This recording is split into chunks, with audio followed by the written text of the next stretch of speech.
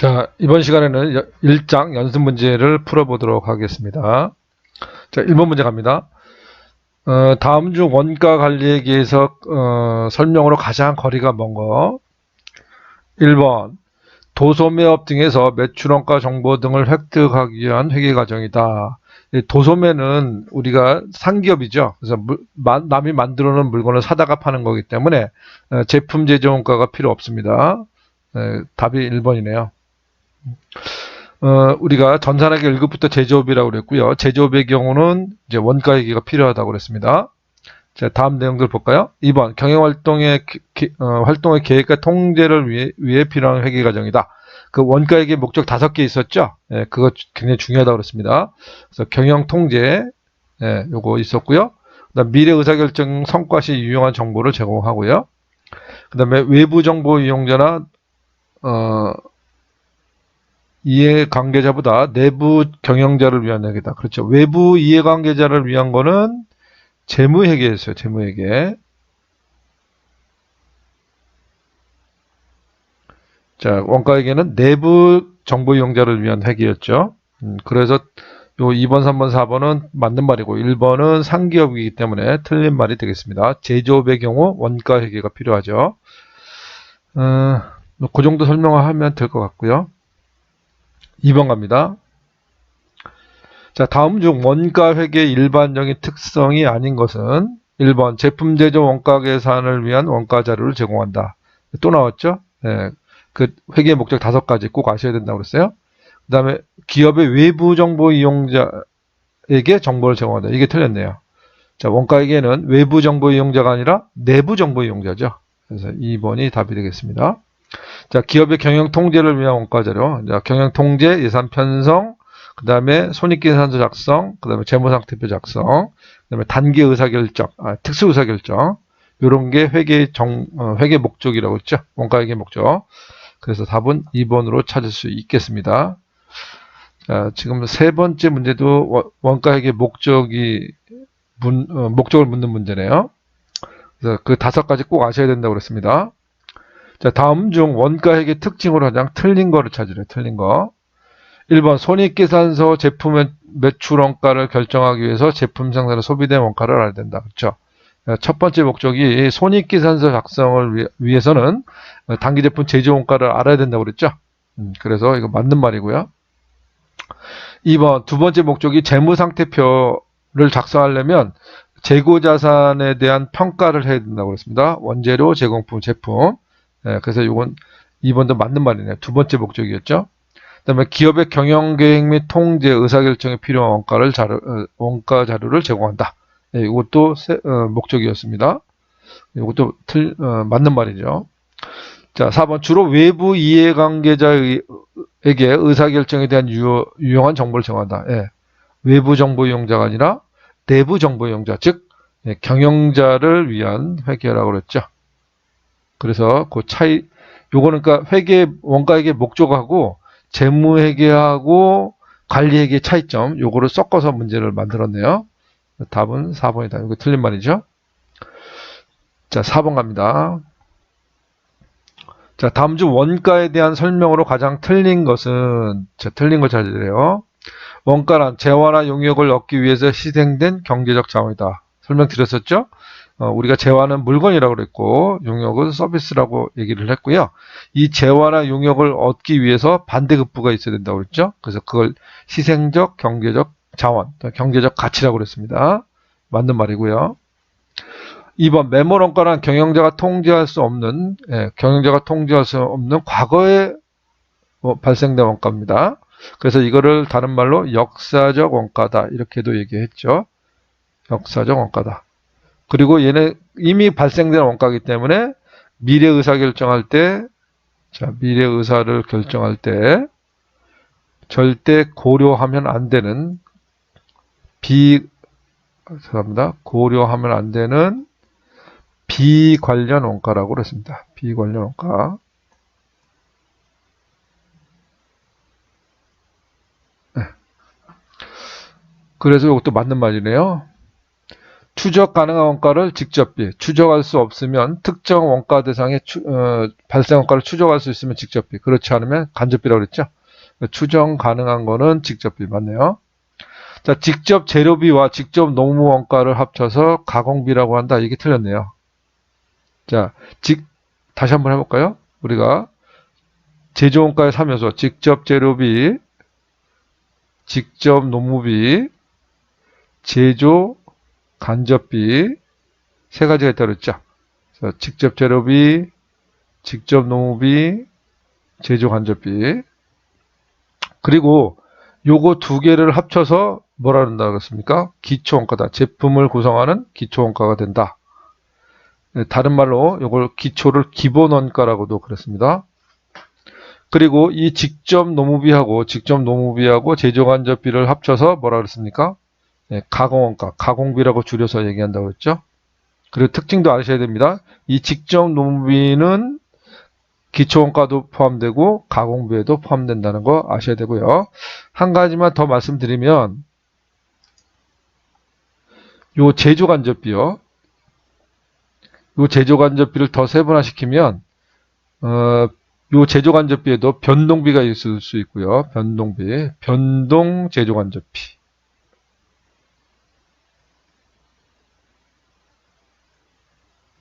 예를 들어서 뭐가 있을까요? 전기료, 가스료 이런 것들이 대표적으로 변동 제조간접비가 되겠죠. 쓰면 쓸수록 원가 발생이 증가하는 거, 변동 제조간접비. 그 다음에 고정 제조간접비. 고정 제조간접비. 어떤 게 있을까요? 우리 예를 들었던 임차료. 고정적으로 발생하는 비용이죠. 원가. 그 다음에 감가상각비 같은 경우도 고정 제조간접비에 속하겠죠. 그래서 이 제조간접비를 더 세분화해보면 변동 제조간접비하고 고정 제조간접비로 구분이 되고 얘네는 다 제조간접비에 포함된다는 거. 자, 그리고 하나 더 제가 강조드린 게 뭐였습니까? 이 제조간접비에는 간접 재료비하고 그 다음에 간접 노무비도 여기에 속한다고 그랬죠? 네, 거기까지 알면 이 문제는 다 대비가 될 겁니다. 그래서 답은 4번이 되겠습니다. 이게 틀린 말이죠. 가공원가가 아니라 기초원가다. 자, 다음 문제 갑니다. 자, 5번 문제입니다. 원가에 대한 다음 설명 중 옳지 않은 거를 찾으라요. 자, 직접 재료비와 직접 노무비는 기초원가다. 방금 했죠? 네, 직접 재료비와 직접 노무비를 합친 걸 기초원가 또는 기본원가라고 그랬습니다. 맞고요. 자, 혼합원가는 조업도의 변화에 따라 일정 비율로 증가하는 변동비를 얘기한다. 이 말이 틀렸네요. 정확하게 얘기하면 준변동비가 되겠죠. 준변동비. 자, 준변동비는 다른 말로 혼합원가라고 그랬어요. 자, 그 답은 요거 2번이고요. 답은 2번이고 혼합원가 왜 혼합원가요? 자, 변동비와 고정비가 섞여 있다고 그래서 혼합원가라고 그랬습니다. 그러니까 이건 준변동비는 100% 변동비가 아니라 그랬죠. 고정비 요소를 포함하고 있다. 우리가 그림으로 공부를 했습니다. 자, 일정 부분까지는 고정비 형태로 발생을 하다가 그 범위를 넘어가면 여기까지가 기본 요금이고요. 이 범위를 초과하게 되면 이렇게 쭉 증가하는 변동비라고 그랬죠. 그래서 이만큼은 고정비가 될 거고 이만큼은 변동비가 되겠죠. 그래서 순수 100% 변동비는 아닙니다. 혼합원가는. 그래서 이 말이 틀렸습니다. 자, 변동비가 아니라 준변동비다. 이렇게 표현을 해야 맞는 거죠. 3번 간접원가는 특정 원가 대상에서 그 원가 발생을 추적할 수 없는 거. 자, 이런 경우를 간접비라고 그랬습니다. 추적할 수 있으면 직접비, 추적할 수 없으면 간접비라고 그랬죠. 그러면 준고정원가는 관련 조업도 내에서 일정하고 특정 범위를 벗어나면 일정만큼 증가하는 원가다. 그래서 우리가 그림으로 이렇게 설명을 드렸잖아요. 자, 일정 범위까지는 고정비로 나타나다가 그 범위를 벗어나면 껑충 뛰어가지고 또 증가하죠. 고정비가. 또 그 범위를 벗어나면 또 껑충 뛰는 이런 계단의 형태를 밟는다고 그랬습니다. 자, 그걸 준고정비라고 그랬습니다. 그래서 고정비는 고정비지만 어떤 범위 안에서 고정비다. 그래서 이걸 다른 말로 관련 조업도라는 말을 쓰기 때문에 그것도 좀 알아두시기 바랍니다. 이 일정 범위라는 걸 뭐라 그런다? 관련 조업도 내라고 표현한다는 거. 이게 이제 일정 범위라는 의미로 받아들이면 되겠습니다. 그래서 일정 범위 내에서는 고정비고, 자, 그걸 벗어나면 이렇게 늘어난다는 거죠. 변동비처럼 늘어난다. 자, 그래서 답은 2번이 되겠습니다. 자, 6번으로 갈게요. 자, 6번. 일반적으로 조업도, 여기 조업도라는 걸 생산량이라고 생각하시면 편할 것 같아요. 자, 회계급에서는 조업도를 우리가 생산량으로 생각해도 무방합니다. 자, 조업도가 증가할수록, 그러니까 생산량이 증가할수록 그런 얘기가 되겠죠. 자, 발생원가가 증가하고 조업도가 감소할수록 발생원가가 감소하는 형태. 뭘 찾으란 얘기야? 네, 변동비를 찾으란 얘기야. 지금 이런 얘기죠. 자, X축이 생산량이라고 했습니다. 그냥 Q라고 할게요. Q. 자, 여기 총원가 P라고 할게요. 금액으로 봐가지고요. 자, 이런 형태를 띄고 있죠. 100% 변동비입니다. 자, 생산량이 증가하면 따라서 가격도 증가하고요. 원가도, 원가라고 생각을 하세요. 자, 생산량이 감소하면, 원가도 감소하는, 이런 걸 변동비라고 하는데, 그 변동비를 찾으라는 겁니다. 그러면 공장 기계 장치에 대한 감가상각, 이 감가상각비는 고정비가 되겠습니다. 고라고 표시할게요. 감가상각비는 고정비고요. 그 다음에 공장 건물 내 재산세, 이 재산세도 고정비가 되겠죠. 고정비. 그 다음에 원재료 운반용 트럭에 대한 보험료, 이것도 1년에 딱 한 번 내는 거잖아요. 고정비. 자, 개별 제품에 대한 포장비용, 요거는 변동비가 되겠네요. 자, 포장비. 물건 하나에 대해서 들어가기 때문에 생산량이 늘어나면 늘어날수록 포장비용도 계속 똑같이 증가하겠죠. 생산량이 줄어들면 포장비도 줄어들 겁니다. 그래서 변동비가 되겠네요. 그래서 답은 4번이 되겠습니다. 제가 수업을 하다가 이런 질문을 받았습니다. 감가상각비가 왜 고정비냐? 변동비인 것도 있지 않느냐? 예를 들어서 정액법의 경우는 고정비고, 뭐 정률법이나 다른 방법으로 생각을 하면 금액이 일정하지 않으니까 고정비가 아닌 거 아니냐? 이렇게 질문하는 학생이 있더라고요. 그래서 굉장히 열심히 공부를 하는구나 제가 생각을 했는데요. 그 말이 맞을 것 같은데 실제로 맞지가 않아요. 왜 그랬냐면 그거는 여러 해를 비교했을 때 뭐 변할 수도 있고 일정할 수도 있지만 여기서 얘기하는 건 어떤 구간을 갖고 얘기하는 거기 때문에 연 단위로 봤을 때는 얘가 고정비라고 봐야 되겠죠. 변동비가 아니라. 그런 의미로 생각을 하셔야 될 것 같아요. 자, 그래서 답은 4번으로 보시면 되고요. 자, 7번 갑니다. 원가 개념에 대한 설명 중 틀린 거를 찾으래요. 1번 간접원가란 특정한 원가 대상에서 직접 추적할 수 없는 거. 맞죠?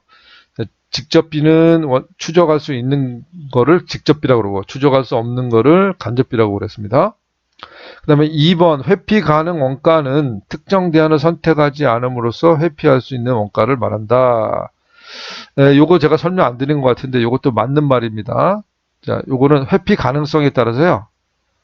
자, 회피 가능성에 따라서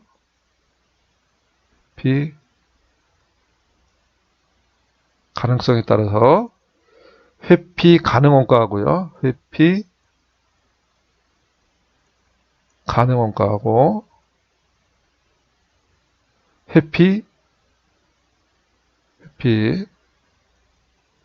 불가능 원가로 구분이 되는데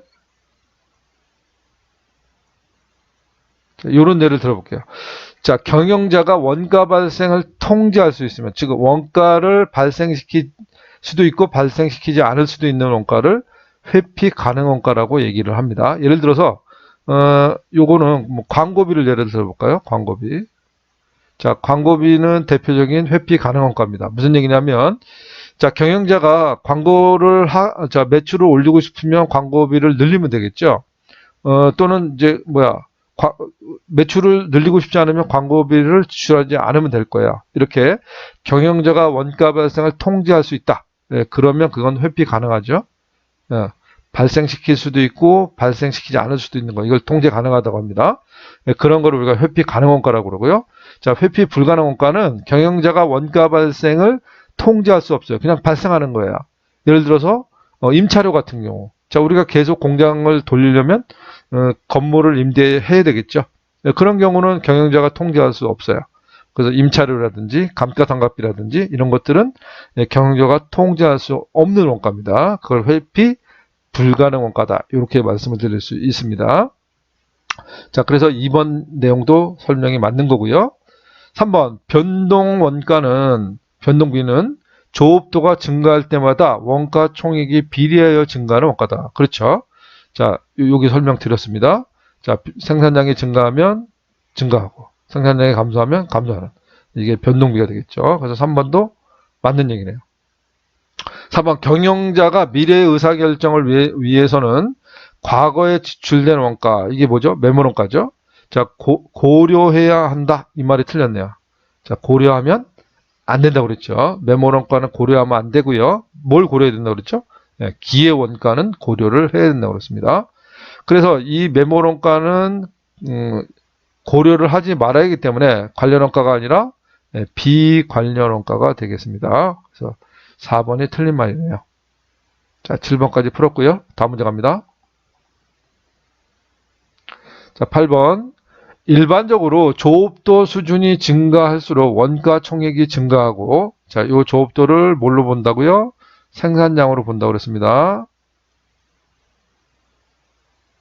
그래서 생산량이 증가하면 원가가 증가하고, 자, 생산량이 감소하면 원가가 감소하는 그런 형태를 변동비, 고정비, 지금 요거는 그런 말이 아니네. 이거 변동비를 설명한 거네요. 변동비를 찾으라는 겁니다. 아까 나왔던 문제랑 비슷하네요. 자, 변동비를 찾으라는 거예요. 이 보기 중에서. 자, 1번 영업사원에게 지급하는 영업수당. 자, 이거는 변동비일까요? 네, 고정비에 가깝네요. 고정비. 자, 감가상각비도 고정비였죠. 고정비. 자, 생산 관리직에 대해서 상여금을 지급한 것도 고정비로 봐야 되겠습니다. 자, 4번 개별 제품을 제조하기 위한 원재료 투입 비용. 자, 이건 생산량이 늘어나면 원재료도 계속 늘어나겠죠. 생산량이 줄어들면 원재료도 감소할 겁니다. 자, 얘가 변동비가 되겠네요. 4번이 답이 되겠습니다. 자, 9번. 자, 다음 원가 중 제조 과정의 원가 추적 가능성. 추적 가능성에 따라서 어떻게 나눴죠? 직접비하고 간접비로 구분했죠. 원가 추적이 가능하면 직접비, 원가 추정이 불가능하면 간접비. 답이 2번입니다. 됐고요. 자, 변동비, 고정비 많이 나왔습니다, 지금. 네, 거기를 공부를 잘 해 두셔야 됩니다. 자, 10번 갑니다. 자, 원가회계에 있어서 고정비, 변동비에 대한 내용으로 옳은 걸 찾으래요. 예, 이 문제가 제가 그 그림으로 설명드렸던 그 내용인데, 예, 이게 좀 많이 헷갈릴 거예요. 다시 한번 말씀드리면, 자, 100% 변동비는 이렇게 됐죠. 이렇게. 어쩔 때요? Y축이 총원가였을 때 그런다고 그랬습니다. 자, 그러나 이게 단위당 원가가 되면 얘기가 달라진다고 그랬죠. 자, 여기가 이렇게 쓸게요. 그냥 이거 개당이라고 표현을 합니다. 자, 개당 단가, 총원가가 아니라 단위당 원가는 일정하다고 그랬죠. 일정하다고 그랬습니다. 자, 하나 만들어도 100원, 2개 만들어도 100원. 우리 얘 들었을 때요. 3개 만들어도 100원. 이렇게 일정하다고 그랬습니다. 그래서 변동비라고 항상 변하는 게 아닙니다.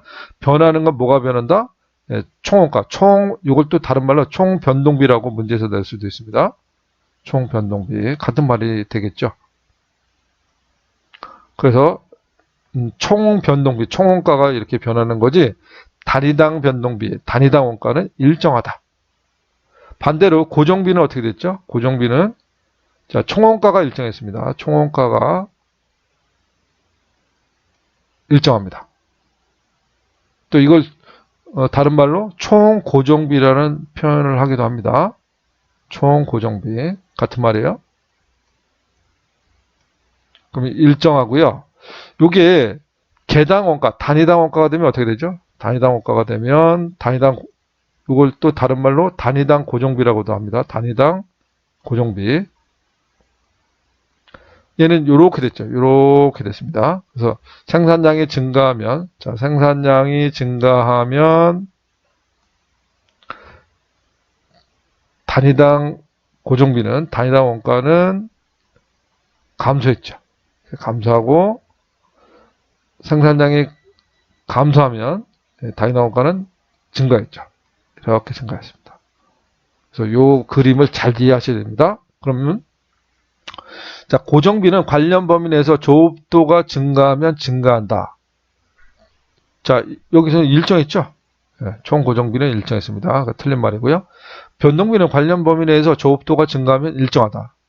지금 거꾸로 얘기했네요. 변동비는 이렇게 증가했죠. 그래서 이것도 틀린 말이고요. 일정한 게 아니라 증가하고요. 여기는 일정한 거죠. 3번 고정비는 관련 범위 내에서 조업도가 증가하면 단위당 고정비가 감소한다. 네.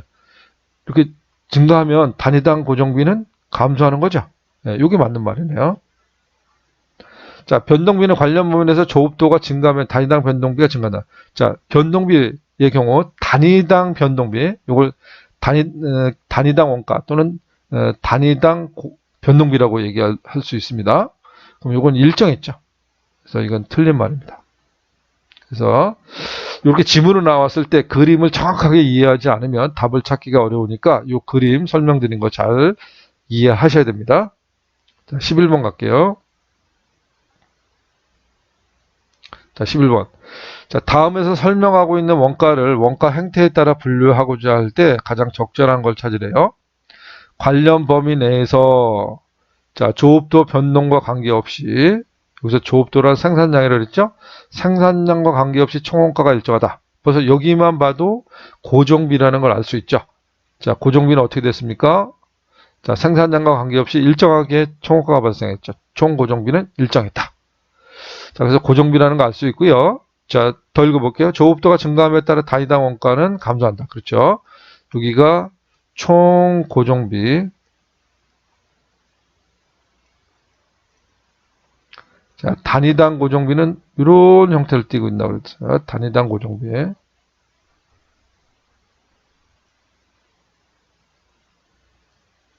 자, 그래서 이거는 고정비를 찾으라는 얘기죠. 됐습니다. 12번.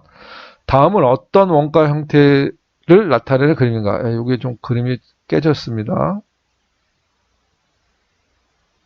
이런 형태를 좀 갖고 있다는 거죠. 이렇게 계단 형태를 갖고 있는 거. 자, 이걸 뭐라 그래요? 준고정비. 뭐 특별한 설명 안 드려도 되겠죠? 그래서 일정 범위까지는 고정비고, 자, 그 단계를 넘어가면 껑충 뛰는 그런 형태가 준고정비. 네, 이해됐을 거라고 생각이 됩니다. 13번 갑니다.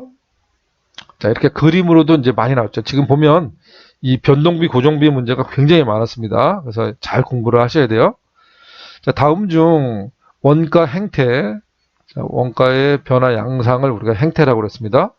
올바른 걸 찾으래요. 올바른 거. 자, 여기가 Y축이 총원가입니다. 그러면 변동비는 이렇게 나타나겠죠. 조업도가 생산량이라고 그랬습니다. 자, 그 다음에 총원가가 여기 고정비네요. 고정비. 고정비는 총원가 이렇게 나타나죠. 얘도 틀렸습니다. 얘도 틀렸고 얘도 틀렸네요. 자, 이번엔 준변동비입니다. 준변동비는 이런 형태가 아니라 기본요금까지는 고정비로 나타났다가 그 기본요금을 초과하게 되면 이런 형태로 나타내죠. 얘도 틀렸습니다. 자, 그 다음에 준고정비네요. 준고정비 계단처럼 생겼네요. 네, 맞네요. 답은 얘가 되겠습니다. 그래서 일정 범위까지는 고정비로 나타나고 그 범위를 벗어나면 또 꽝충 뛰는 그런 형태를 나타내는 게 준고정비라고 그랬습니다. 다 맞췄을 거라고 생각을 하고요. 14번 갑니다. 자, 제조간접비에 대한 설명으로 옳은 걸 찾으래요. 옳은 거. 제조간접비. 자, 기초원가에 해당한다. 다시 한번 해볼까요? 자, 직접 재료비,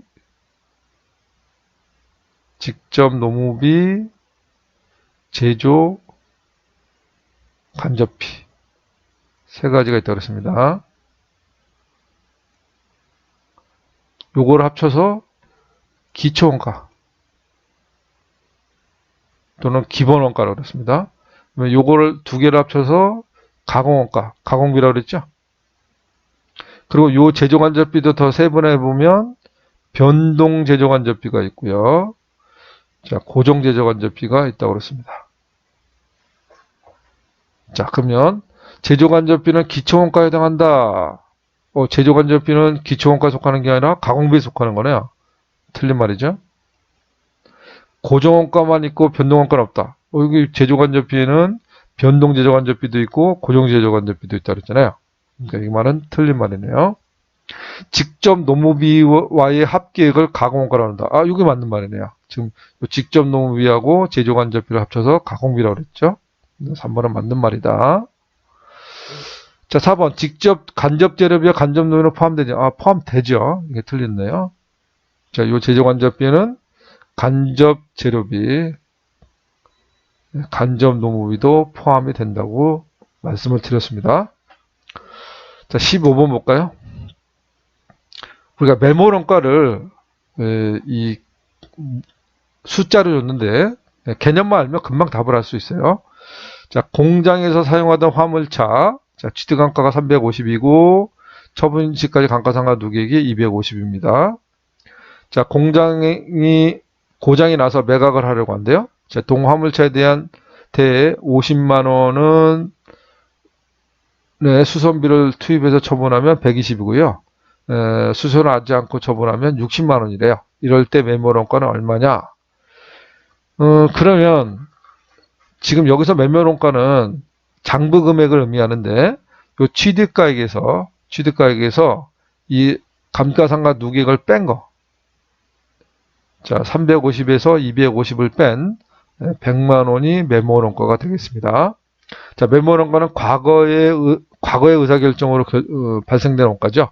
역사적 원가라고도 얘기하는데 이건 그 미래 의사결정에 전혀 고려하면 안 된다는 거죠.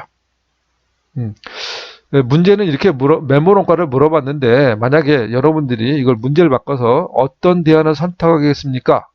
이랬을 때는 이렇게 하는 거죠. 요 취득원가 감가상각 누계액은 고려하면 안 되는 겁니다. 매몰원가니까. 어떤 걸 고려해야 되냐? 이거죠.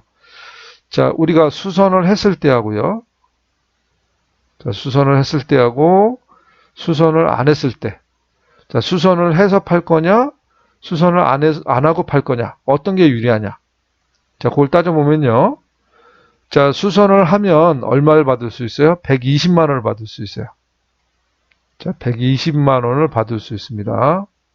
근데 대신에 수선을 하게 되면 비용이 발생하죠. 수선비가 얼마랍니까? 50만 원이 발생한대요. 50만 원. 그러면 내가 이익을 보는 거는 수선을 해서 팔면 70만 원의 이익을 보는 거죠.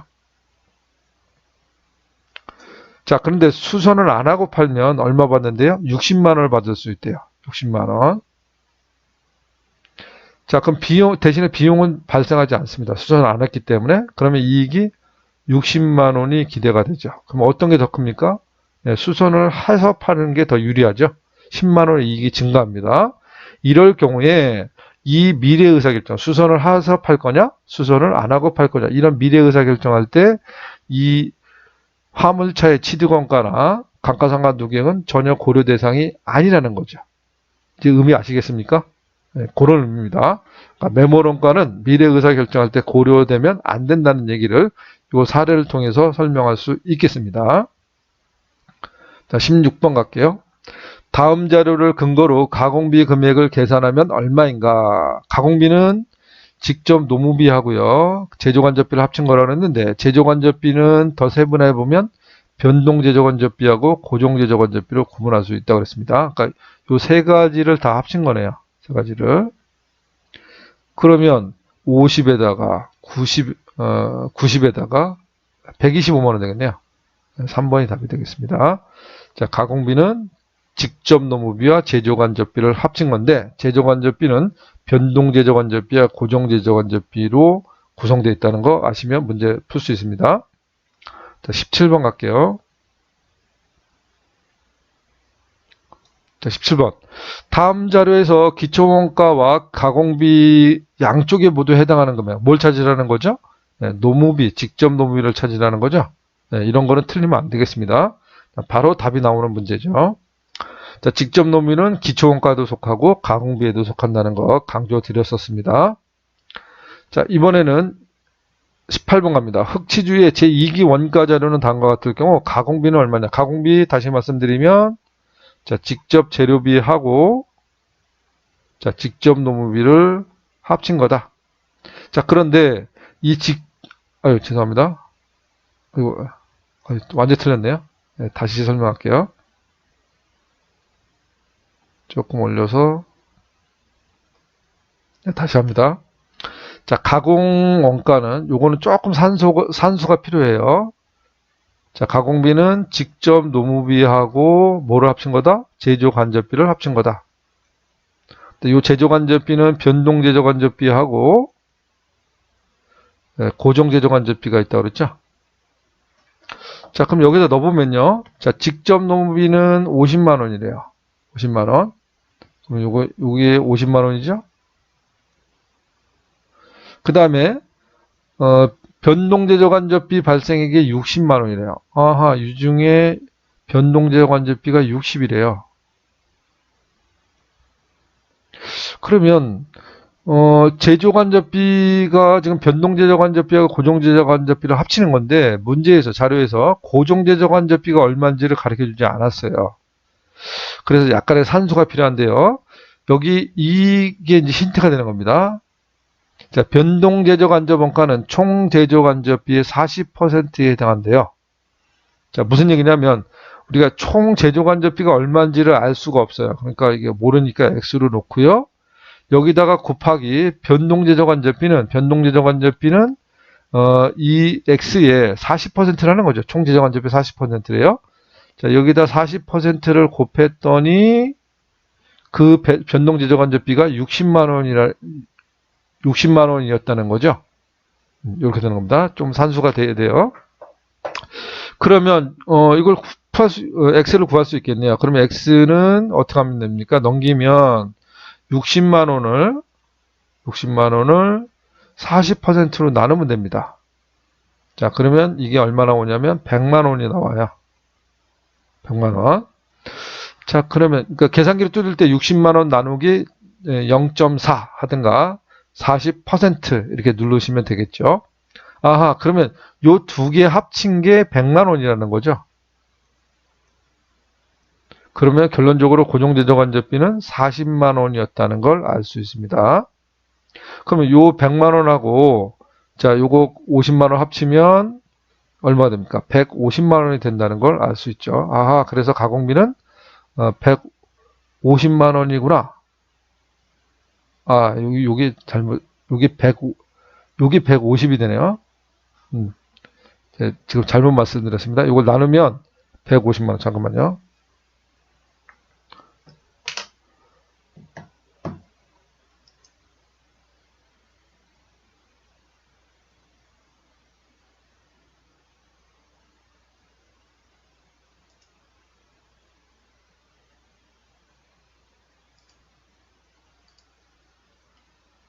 자, 지금 60만 원을 나누기 0.4, 40% 0.4, 150만 원 나오죠? 네, 그래서 150입니다. 제가 설명을 잘못했습니다. 자, 그러면 150에다가 플러스 직도무기 50만 원 합치면 200이 되겠죠. 네, 중간에 계산 금액을 잘못 말씀드렸어요. 자, 그래서 답은 1번이 되겠습니다. 1번. 그래서 요건 좀 산수가 필요한 거, 요거 나누는 거, 나눠서 150을 구할 수 있는 게 키입니다. 자, 다음 문제 가겠습니다. 19번. 자, 원가에 대한 가장 옳은 거, 원가 설명 중 가장 옳은 거. 1번, 직접 재료비는 기초원가와 가공원가에 모두 해당한다. 이거 틀린 말이에요. 직접 재료비가 아니라 직접 노무비를 얘기하는 거죠. 자, 직접 노무비는 기초원가하고 가공비에 모두 포함되죠. 틀린 말이네요. 자, 매몰원가는 의사결정 과정에 영향을 미치는 원가다. 미치지 않는 원가죠. 비관련 원가입니다. 틀렸고요. 자, 고정비는 조업도와 상관없이 조업도는 생산량이라고 생각하시면 된다 그렇습니다.